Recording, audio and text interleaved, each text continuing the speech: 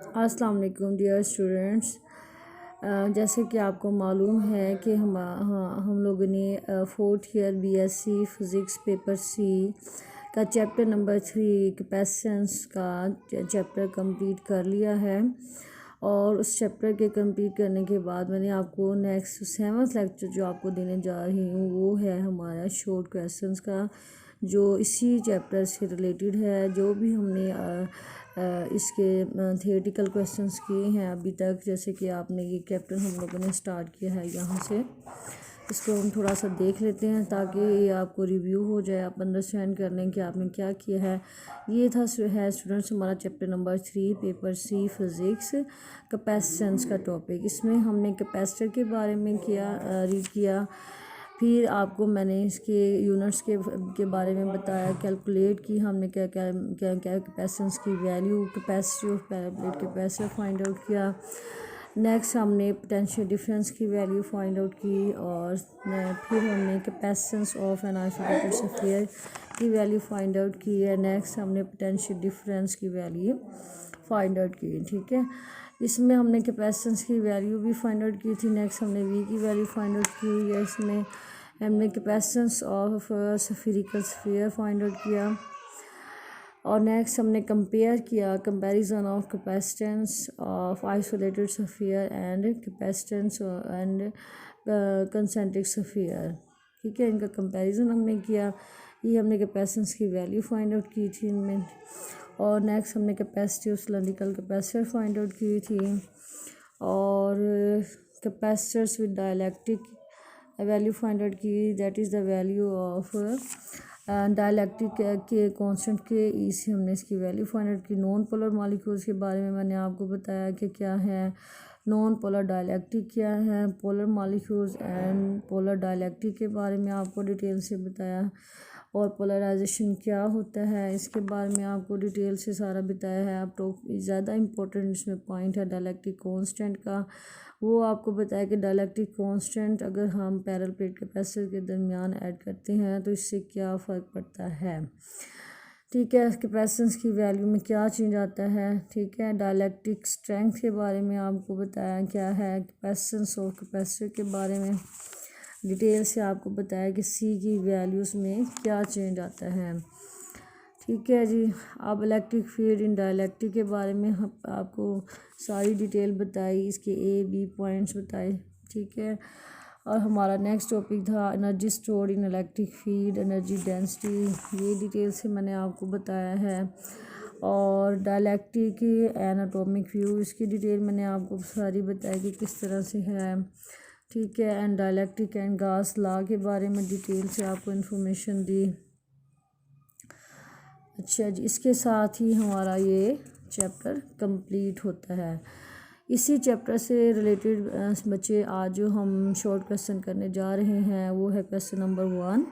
Question number 1 में आप देखें कि क्वेश्चन नंबर 1 हमारा है capacitor is connected across a battery, ठीक है। एक कैपेसिटर को हमने कनेक्ट किया हुआ बैटरी के साथ। Why does each plate receive a charge of exactly the same magnitude, कि हर प्लेट जो है चार्ज की वो एग्जैक्टली द सेम मैग्नीट्यूड कैसे रिसीव करती है, ठीक है। सेकंड पॉइंट है is it true even if the plate are of different size. अच्छा, फर्स्ट का आंसर है in the process of charging a capacitor, जब कैपेसिटर चार्ज हो रहा था उस अमल के दौरान the battery transport electron, battery क्या करती है इलेक्ट्रॉन को ट्रांसपोर्ट करती है from plate connected to positive terminal of battery to the plate connected to negative terminal of battery. यहाँ पे हमारे पास देखें कि बैटरी के 2 टर्मिनल से पॉजिटिव नेगेटिव, पॉजिटिव टर्मिनल के साथ कनेक्ट है, नेगेटिव के साथ कनेक्ट है। अब ये जो प्रोसेस होता है कैपेसिटर को the process of charging a capacitor the battery transport electron from plate connected to positive terminal of battery to the plate connected to negative terminal of battery, so magnitude of charge on each plate is same. इस वजह से जो charge की जो magnitude है वो हर plate पे same रहती है। सेकंड पॉइंट हमारा है कि yes if the plates are of different size, is it true even if the plates are of different size। अच्छा जी, इसमें ये है कि यस ये ट्रू है। If plates are of different size even then charge on the both plates is same. ठीक है, plate अगर हमारे पास डिफरेंट साइज़ की हो, यहाँ तक के charge on the both plate is same, तो वो सेम ही रहेगा हमारे पास प्लेट चाहे डिफरेंट साइज़ की हो। अच्छा, सेकंड देखें कि the capacitance of conductor is affected by the presence of a second conductor that is uncharged and isolated electrically. Why? The answer of this question is that students, if we have a charged sphere conductor, अगर हमारे पास charge sphere conductor for example ये spherical form में है जिसका radius a है, second है sphere हमारे पास जिसका रेडियस बी है, ठीक है, बी इज़ ग्रेटर देन ए, ये मैं आपको करवा चुकी हूँ topic. If we have a charged sphere of radius a, then its capacitance is given by C1 is equal to 4 pi epsilon naught a. If it is surrounded by another isolated conducting sphere of radius b, then b is greater than a, then an opposite charge will be induced on its surface. And now the capacitance will become C2 is equal to 4 pi epsilon naught a b over b minus a। हमारे पास एक spherical sphere form में capacitor जिसका radius a है, second हमारे पास spherical form में conducting sphere है जिसका रेडियस बी है।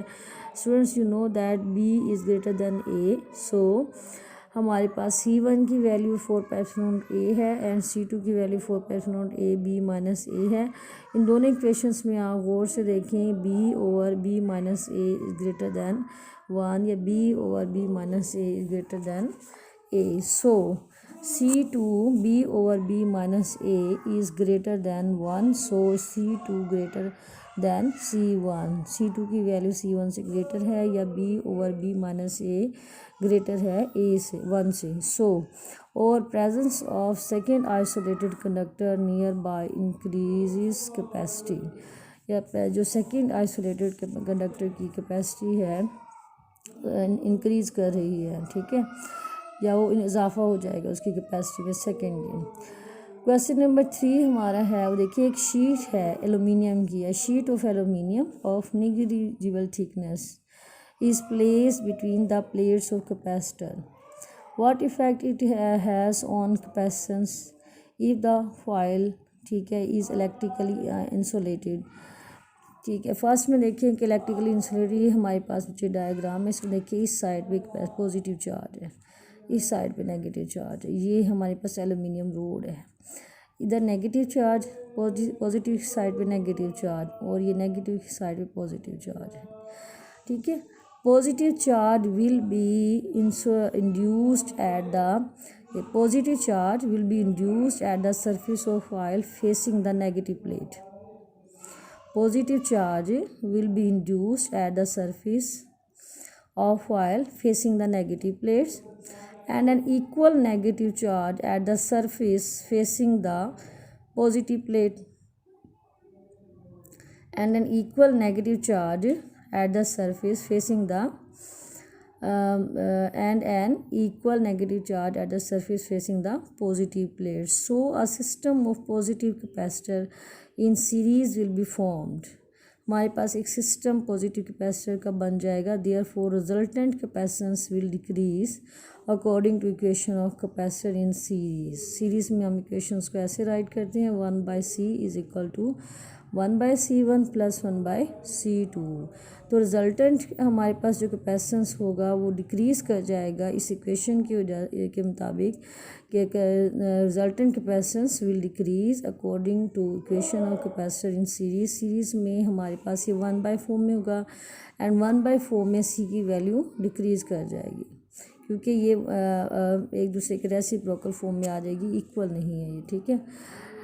अच्छा, सेकंड पार्ट हमारे पास है foil is connected to one plate. अगर इसको हम एक प्लेट के साथ कनेक्ट कर दें, जस्ट लाइक दिस, इस तरह से हम इसको अगर एक प्लेट के साथ कनेक्ट कर दें तो फिर क्या होगा, if foil is connected to one plate, अगर हम इसको एल्युमिनियम रोड को एक प्लेट के साथ कनेक्ट कर दें, then it will becomes part of plate तो प्लेट का पार्ट बन जाएगा। And so only charge will appear on its surfacing facing the second plate. तो जो चार्ज हैं उसी सरफेस की साइड पे अपीयर होंगे जो फेस करेगा सेकंड प्लेट को। Just like this positive negative charge किस है इस साइड पे पॉजिटिव चार्ज क्रिएट हुए हैं, negative and positive, just like this. So only charge will appear on its surface facing the second plate. जो second plate को face कर रहा है उसी साइड पे हमारे पास चार्ज अपीयर हुए हैं, पॉजिटिव चार्ज अपीयर होंगे, ठीक है। सो therefore actually separations d between the two plates will decrease and hence capacitance of capacitor will increase according to equation के मुताबिक c की वैल्यू इंक्रीज कर जाएगी। So c is equal to epsilon not a by d। ये values बच्चे हम पहले मालूम कर चुके हैं। जब आप थ्योरी कंप्लीट कर लेंगे ना तो आपको ये क्वेश्चंस के आंसर इजीली आप अंडरस्टैंड कर लेंगे, ठीक है। क्वेश्चन नंबर 4 है, two circular copper disc are facing each other are certain distance apart, in what ways could you reduce the capacitance of this combinations? You know that the value of c is epsilon naught a by d. So if we increase the distance d between the plates then capacitance c will decrease. अगर हम d if we increase the distance d, देखिए d की value अगर हम increase कर देते हैं plates के दरमियान तो कैपेसिटेंस c की वैल्यू डिक्रीज़ हो जाएगी because c and d are inversely proportional to each other. इनमें से अगर c की वैल्यू इंक्रीज़ करेगी तो d की वैल्यू डिक्रीज़ होगी, अगर d की वैल्यू इंक्रीज़ कर जाएगी तो c की वैल्यू ऑटोमेटिकली डिक्रीज़ हो जाएगी, ठीक है। एंड स्टूडेंट्स हमारा नेक्स्ट क्वेश्चन है question number 5, would you expect the dielectric constant K E of a material to vary with temperature? क्या हम डायलैक्ट्रिक कांस्टेंट की वैल्यू जो है मेरे टेम्परेचर के साथ चेंज होती है? इफ़ सो हाउ, अगर होती है तो कैसे? डस weather or not the molecules have permanent dipole moment matter have? Yes, values of dielectric constant Ke varies with temperature. Answer of this question is that yes, values of dielectric constant varies with temperature. As temperature increase, lining up of dipole molecules decrease, so dielectric constant decrease. It is also true in case of molecules with permanent dipole moment. For example, water has dielectric constant 78.5 at 25 centigrade and dielectric constant is equal to 80.4 at 20 centigrade. Students यहाँ पे देखें हमारे पास dielectric constant की value है 78.5 25 centigrade पे, और यहाँ पे हमारे पास 20 सेंटीग्रेड पे डायलैक्ट्रिक कांस्टेंट की वैल्यू है 80.4। देखिए यहाँ पे हमारे पास टेम्परेचर 25 था, कम हो गया 20 हो गया, ठीक है। तो डायलैक्ट्रिक कांस्टेंट की वैल्यू 78 थी 25 सेंटीग्रेड पे, लेकिन यहाँ पे इंक्रीज़ हो गई है 80.4 हो गई है, ठीक है। तो यहाँ पे इसकी वैल्यू इंक्रीज़ हो गई है। तो क्वेश्चन नंबर 5 का है हमारा, water has high dielectric constant, why is not is used as dielectric material in capacitor? The answer of this question is that water has different salt in it. हमें पता है कि वाटर अपने अंदर different salt रखता है, so it soon become conductor for a little high voltage applied to a capacitor. ठीक है स्टूडेंट्स, ये 5 क्वेश्चंस आप अच्छे तरीके से इनको अंडरस्टैंड करें, इनको कंप्लीट करें, और उम्मीद है कि आप प्रीवियस लेक्चर भी कंप्लीट कर चुके होंगे ताकि आप नेक्स्ट इस टॉपिक को, नेक्स्ट हमारे शॉर्ट क्वेश्चंस रहते हैं जो प्रॉब्लम रहती है, आप उनको अंडरस्टैंड कर सकें। और स्टूडेंट्स आप लेक्चर्स को व्यू करने के बाद मुझे फ़ीडबैक दिया करें, मुझे बताया करें कि आपको ये लेक्चर कैसे लगा, इसमें आपको कोई प्रॉब्लम तो नहीं है। अगर किसी किस्म का कोई प्रॉब्लम है, अगर आपने कोई पॉइंट डिस्कस करना है, कोई अंडरस्टैंड करना है, तो काइंडली मुझे आप व्हाट्सएप करें, मेरे साथ इन टच रहें आप, ताकि आपका स्टडी से रिलेटेड जो है प्रॉब्लम आपके सॉर्ट आउट हो सकें। और जैसे ही हमारे कॉलेज स्टडी का इन्वायरमेंट ठीक होता है, आप पेपर ए कंप्लीट करें, पेपर बी कंप्लीट करें, पेपर सी हिस्ट्री का 3rd चैप्टर हमारा कंप्लीट हो रहा है। इसको अच्छे से करें। और हम लोग पेपर ए का मैंने आपको कहा था कि आप पेपर ए के चैप्टर 1 से स्टार्ट करें।